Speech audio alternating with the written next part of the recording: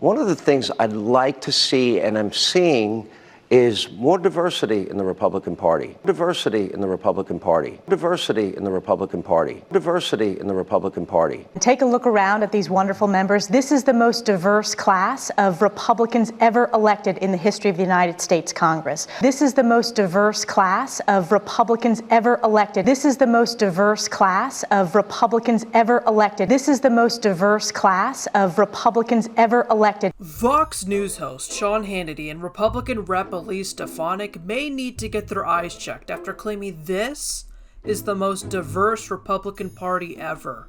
This shows that our party is growing, and I will tell you, the America First agenda is a growing big tent agenda. We've never done better than we do today among Hispanic voters, and President Trump and House Republicans were a huge part of doing that.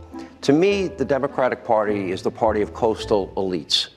In their first legislative week, Republicans voted on restricting more abortion rights, created a panel to investigate the FBI, and refused to condemn George Santos for lying about his job experience. The only sense of diversity in this party is how far apart their ideas are from what the majority of Americans want. Do you think George Santos should resign from Congress? Obviously, there's some conversations that are being had right now. Should George Santos resign from Congress? The Nassau County Republicans are calling for George Santos to resign. Do you agree with that?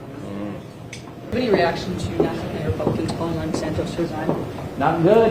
What do you think of the situation with the Nassau County Republicans calling for Santos to resign? What's been the determination on Santos now in terms of his committee placements, if there are going to be any? Well, I mean, I'm not going to make a character judgment on someone because I'm reading something in the press. You know, He has admitted to some. And so, how many more times do we have to say, I told you so, before you will recognize the overwhelming power and the abuse of power by this federal government?